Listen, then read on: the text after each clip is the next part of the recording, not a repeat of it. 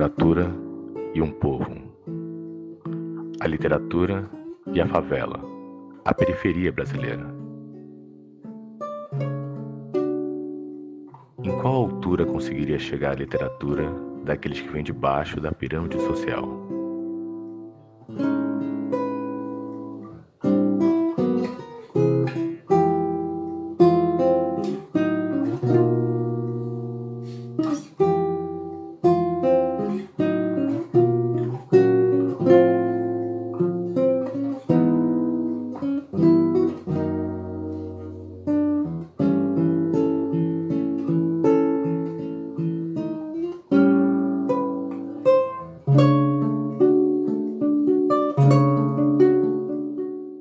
Hoje estamos vendo uma roda de leitura com moradores locais.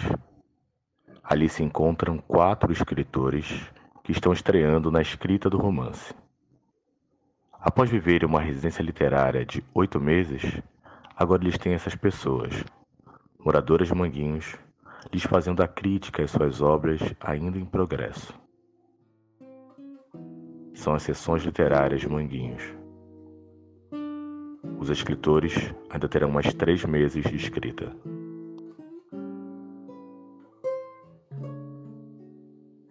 Alguém elegeu, defendeu e afirmou o que se tornou canônico na arte. Nunca é uma natureza. É uma escolha. As listas de obras que comporão o catálogo de uma considerada alta literatura, de onde vêm os autores dessas listas? Do que se alimentam? Como vivem? Quem lhes serve os cafezinhos? Eis os nossos críticos literários. Um jeito que é direto, ao mesmo tempo que é direto, é curioso, me lembrou muito aquela coisa de Marisa Monte, meu infinito particular, sabe? É um diálogo gostoso, tipo, é visível aqui que não se conhecem, mas é curioso, dá vontade de você continuar. E eu me identifico muito porque eu sou, tipo, essa pessoa, assim. Eu sempre procuro ter diálogo que, sei lá, que vai construir algo, sabe? Tá muito óbvio, assim, pro leitor, assim, que é um diálogo que, a partir desse diálogo, grandes coisas ou coisas muito emotivas, muito próximas. É diferente do que o nosso hoje em dia. Oi, tudo bem? Vamos ver mais tarde isso aqui. Não apenas Codazzi, transista e modelo, mas também Geraldo Andrade, que é açougueiro e dramaturgo. Ele também achou o que refletir sobre. Muito bem dosado, muito bem temperado, né? Que é difícil de fazer. As pessoas têm aquela coisa do clichê, que é favelado fala desse jeito, que é de baixa renda fala desse jeito, e então bota muito sal naquele negócio ali. Então ela colocou assim bem temperado. Eles falam de Chão de Dentro, o romance de Daniele Ribeiro.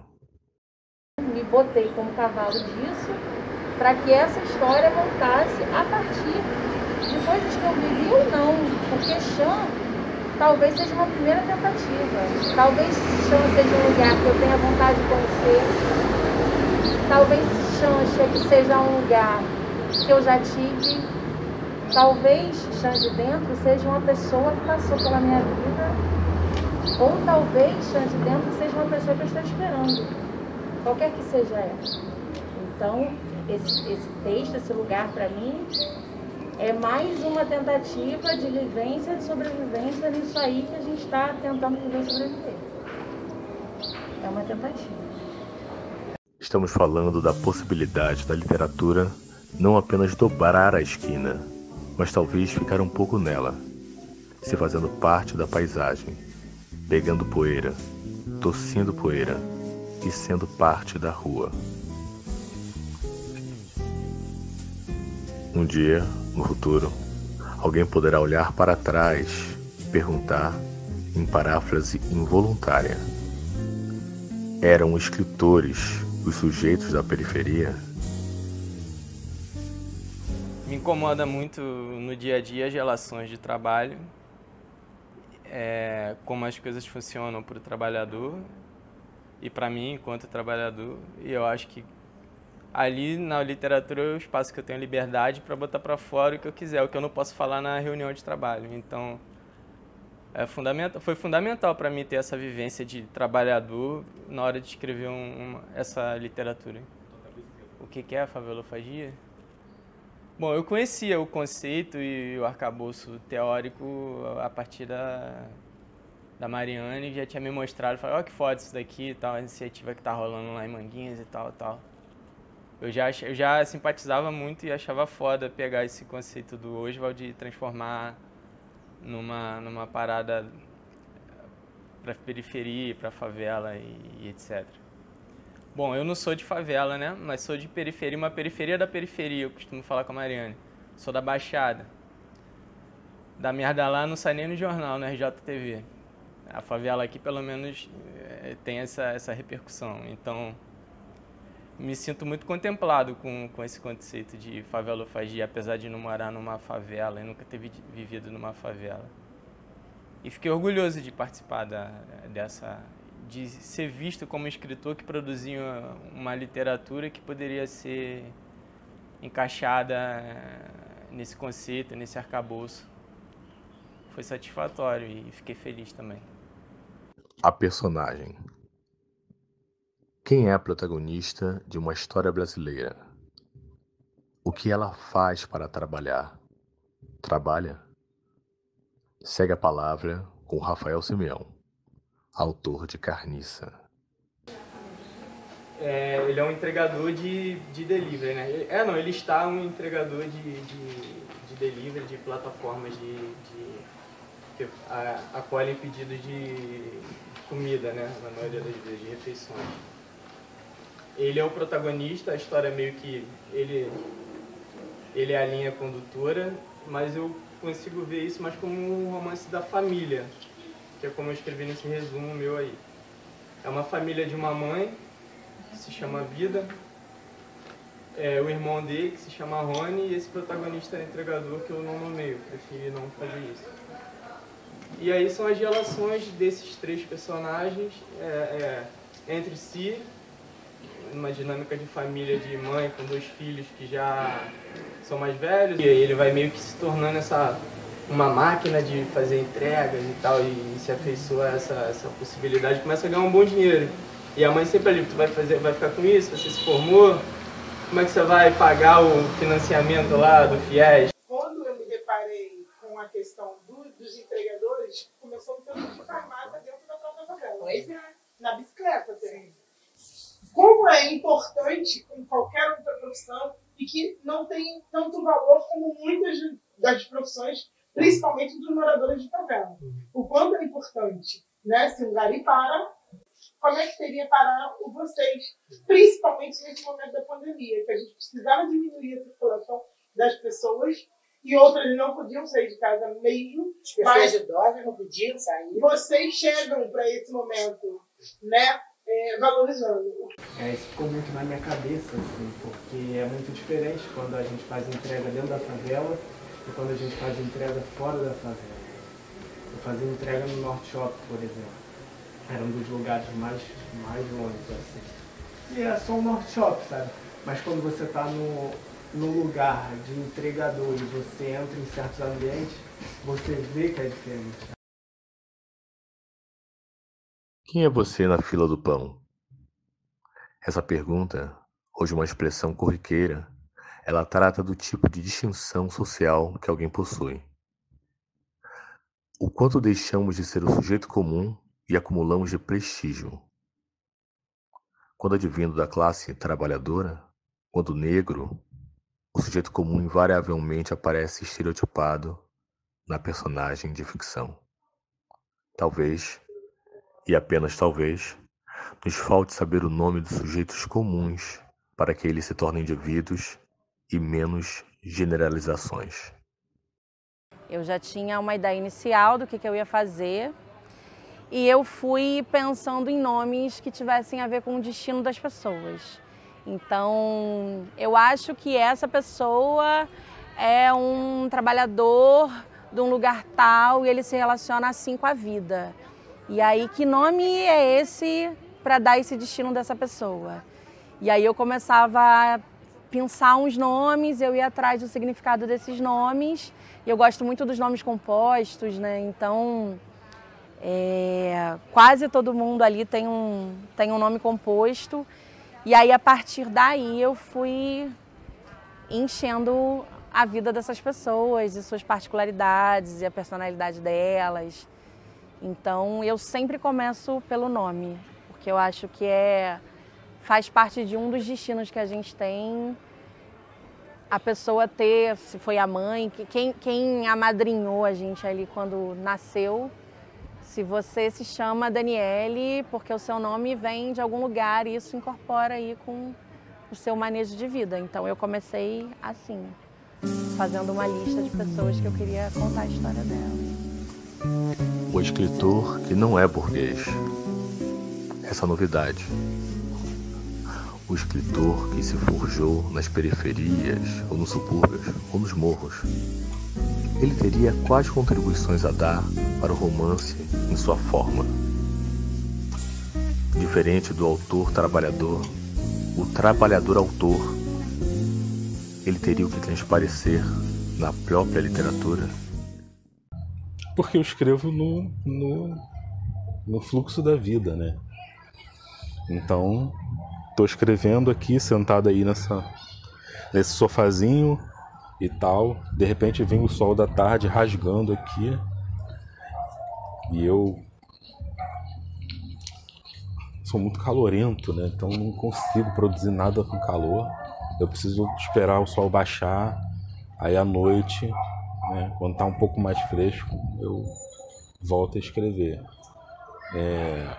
E essa coisa de horário, né, tem muito isso, não, acordo cedo, né, o escritor burguês, né, acorda cedo, tem o seu cafezinho pronto que alguém faz.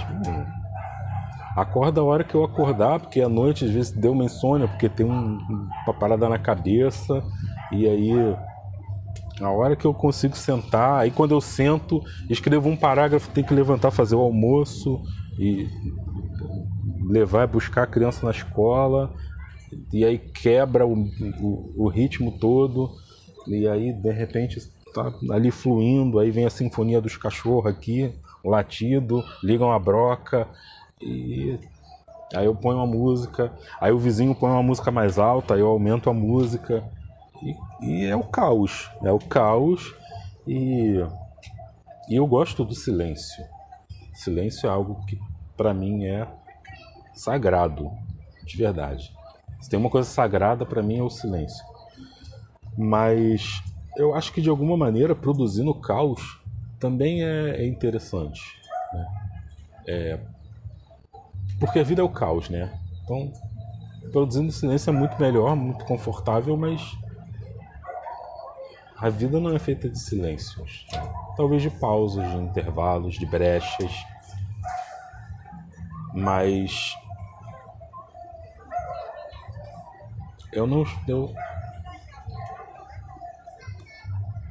eu vejo muito silêncio em tudo que eu escrevo, sabe? O silêncio está sempre ali, em algum momento, em algum lugar. Mas eu não escrevo sobre isso. Eu escrevo sobre o caos, né? O caos, a barbárie.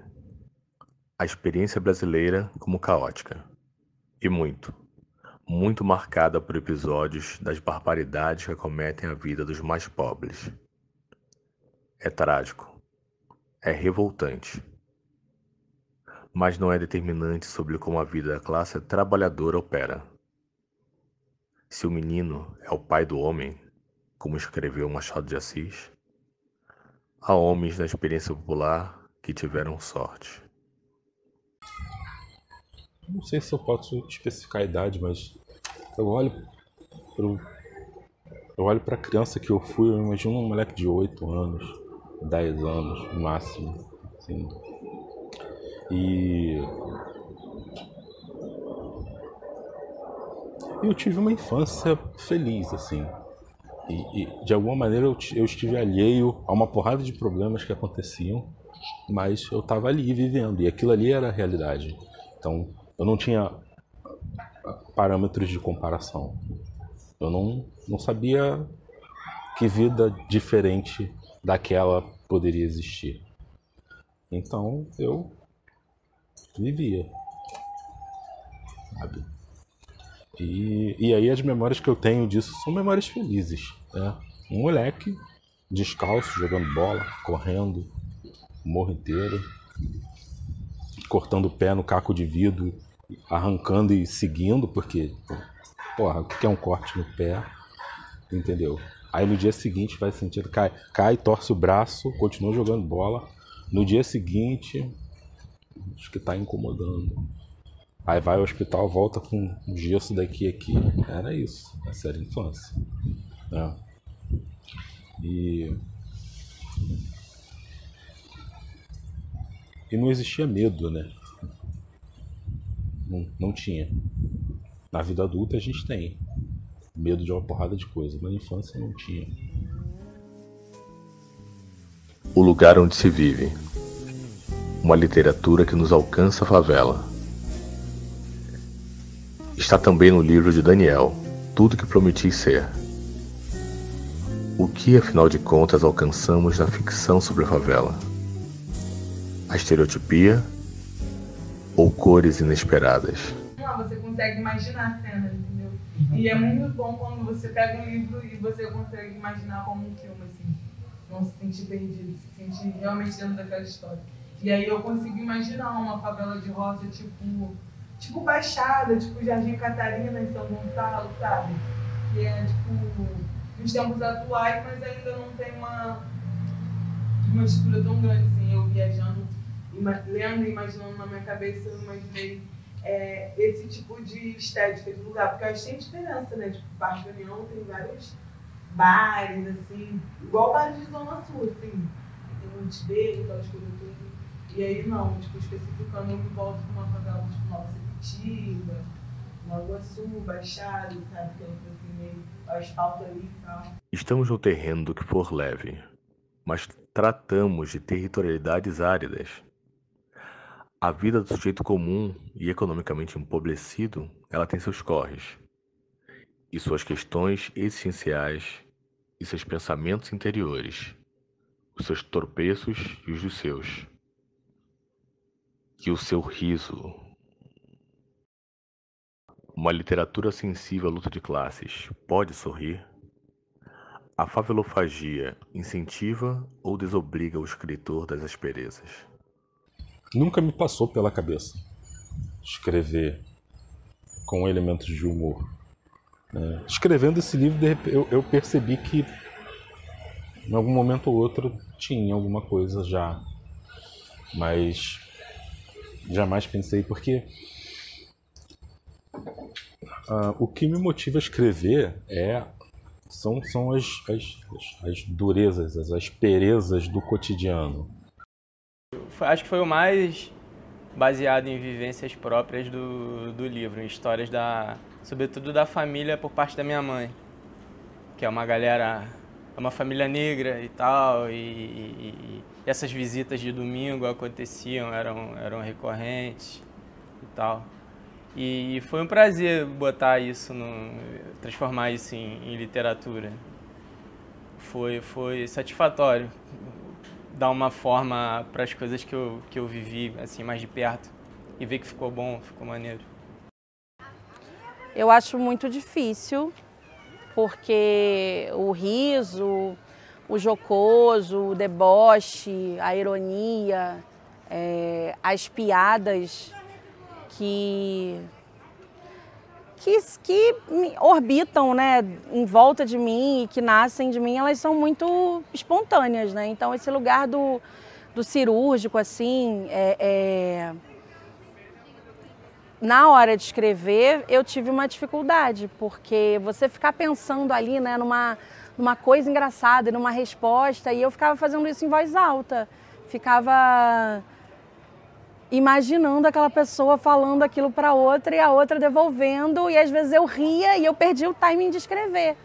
E eu ria sozinha ali, de tipo um personagem conversando com o outro, achava aquilo engraçadíssimo, aí escrevia e ficava, gente, e aí, como é que se faz engraçado isso? Então, foi acho que um dos maiores desafios de construir esse trabalho foi trazer esse lugar do cômico que é muito espontâneo para a literatura. Eu lembro de uma passagem muito interessante comigo com a minha filha pequena. Eu sou mãe de filha única e eu voltando para minha vida, eu trabalhei indo e voltando com a minha filha. Jogando no Rio e trabalhando na Gávea e ela ia e voltava comigo. Um bom tempo ela levou a minha filha. Ela trabalhava numa creche, aí eu deixava, depois eu consegui uma vaga para ela. E aí assim, a vida é muito corrida, 3, 4 anos por dia, criança, mamando o tempo inteiro e ela crescendo comigo. E aí eu estava sempre correndo. E aí eu soltava ali no segundo ponto do Jardim Botânico, onde tem o canal, cheio de garça. E aí às vezes ela queria parar para olhar as garças e eu correndo para ver o ônibus, aí eu brigava. A gente não tem tempo de olhar as coisas mais simples na vida, sabe? Nem deixa a criança, entendeu? Ela queria parar, mãe, a garça não tem nada de garça não, vambora, a gente vai pegar o ônibus. E muito corre, depois, meu Deus do céu, que vida que a gente leva. A favelofagia, segundo Nízia Trindade, presidente da Fiocruz, é uma criativa forma de abordar os dilemas e problemas sociais contemporâneos. Mas a favelofagia busca oferecer o que ao leitor? Talvez um interessante autor. Além do talento, interessante em quê? Qual seria essa assinatura nova? Embora não seja exatamente original, o sujeito que utiliza o cinzel nas palavras e que se compreende o tempo todo como agente político diante dos seus, aqui dizemos: esse é um artista. Essa é uma artista. E faz falta existirem aos milhares. É preciso uma multidão deles. Eu escrevo para pessoas que eu gostaria de ler o que elas escrevem. E eu acho que talvez esse seja um dos pontos de luz nas coisas que eu faço, sem milindre ou sem me achar qualquer coisa a mais que eu seja. Eu acho que escrever para quem me interessa é um dos motivos de eu escrever. Não quero fazer... não quero fazer nada para quem não tá afim, tá ligado? Acho que quando a gente faz alguma coisa para quem não tá afim daquilo ali, nem tá minimamente interessado, a parada se perde. E aí não tô falando que eu gastei uma energia escrevendo uma coisa e 5 pessoas leram. Não é esse o lance, sabe? Mas eu quero que a minha mãe leia, eu gostaria que a minha avó lesse se ela estivesse viva, sabe? Eu quero que a minha mãe de santo possa ler e que, sei lá, qualquer pessoa. Essa semana, posso contar isso? Um pedacinho? Uma coisa. Essa semana eu estava descendo aqui, saí do VLT e estava cruzando ali o Museu de Arte do Rio. E aí tem uma menina que mora por aqui, é uma pessoa em situação de rua, Stephanie, o nome dela. E aí ela estava vindo, aí ela olhou para mim e falou assim: eu não vou te pedir nada não, porque eu sei que agora tudo é Pix. Mas eu tô com fome, madrinha. Quando ela falou madrinha, ela olhou pro meu fio de conta e eu entendi que aquilo ali era um reconhecimento, né? Falei, bora comer um negócio ali. Aí eu fui aqui na lanchonete, que eu sempre vou comer um salgado e tal. Aí eu falei, o que você quer? Vê o que eu posso também te dar e vê o que você quer. E aí ela falou assim, não, eu quero isso. Aí eu falei, tá, então dá isso aí pra ela, vê quanto é, não sei o quê. E aí eu tava com os 2 livros da Auriqui dentro de uma bolsa. E aí ela falou assim pra mim, tu lê? Aí eu falei, eu leio. Aí ela, isso aí é o quê? Biografia? Eu gosto muito de biografia. Você já leu isso aí? Aí eu falei, não, ainda não. Ela, me dá. Falei, Stephanie, tu também vai levar tudo meu, cara? Peraí, deixa eu terminar de ler. Aí ela, então quando você terminar de ler, que você me encontrar na rua, você me dá um livro? Eu falei, com certeza. Vou te dar o meu e os que eu tiver aí. Então é isso, sabe? As Stephanies, sobre o que escreveriam afinal? A biografia de quem? Provavelmente das histórias que sobrevivem fraturadas. Das histórias que pode ser ficção, porque a personagem saiu mundo afora. Alguém gostaria de saber o que e como viveu aqueles que saíram de cena, Daniel, em seu romance, aposta nisso. É a história de um personagem que eu não precisei a idade dele no livro, mas ele está próximo aí dos 60 anos, e ele vem de Minas Gerais, do Rio de Janeiro, ainda muito jovem, né? Acreditando que ele vai, né, nessa ideia da imigração, né, conseguir uma vida melhor aqui e tal. Só que algumas coisas acontecem no meio do caminho, eu não sei se eu posso falar isso ainda, mas ele deixa mulher e filho lá, pequeno, e ele nunca consegue voltar. Tem mais razões para ele não conseguir voltar, isso quando digo, acho que não posso falar, mas ele chega aqui, ele começa a trabalhar como vendedor de peixes, né, numa feira livre. Ele tem outras coisas antes, mas em algum momento ele começa a trabalhar numa feira como vendedor de peixes e vende as sobras numa Kombi velha que ele tem, né? Aí ele vende lá nos bairros de classe média, e aí quando termina ele pega a Kombi dele e vai para a favela para vender lá. Tem até uma coisa curiosa, né, que ele não gosta muito de ficar na hora da xepa. Ele diz que ele não vende xepa, então fecha antes para vender, para não deixar o resto para a favela, né? Ele leva ainda o que tem de melhor para lá. Mas esse personagem, na verdade, ele é só uma espécie de condutor, né, do que está sendo mostrado no livro de fato, que é todo o ambiente, que na verdade são as pessoas que estão ali, né, e que têm as suas dinâmicas de vida ali, né. O homem. Quem conhece uma pessoa? Quem pode dizer que conhece uma pessoa? A literatura pode aproximar a gente das figuras mais exóticas àquelas mais ordinárias e retirar, do tipo estranho e do tipo óbvio, elementos que antes não fariam sentido. É a quebra da estereotipia.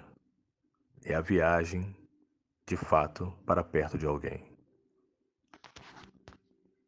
Para os escritores favelofágicos, ser lido também é um modo de ser investigado, de ser acessado.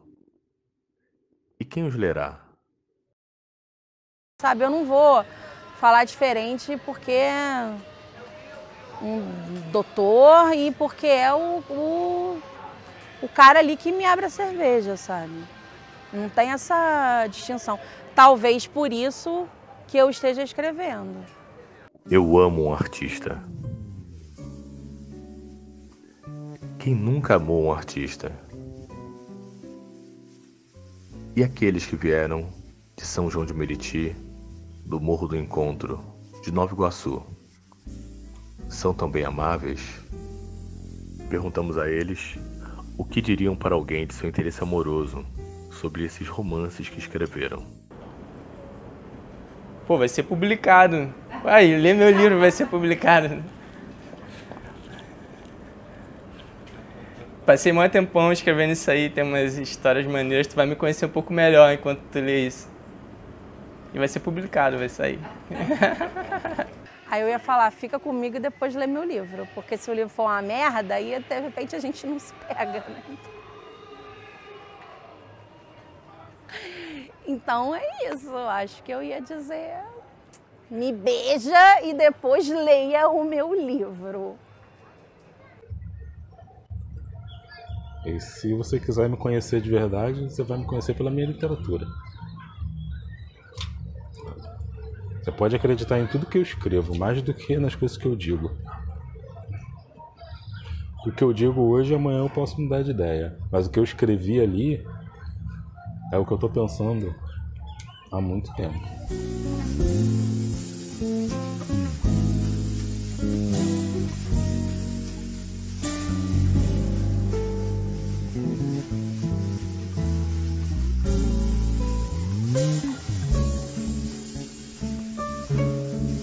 Aí você pega essas duas últimas frases, o resto você corta na edição, tira tudo, deixa só esse finalzinho.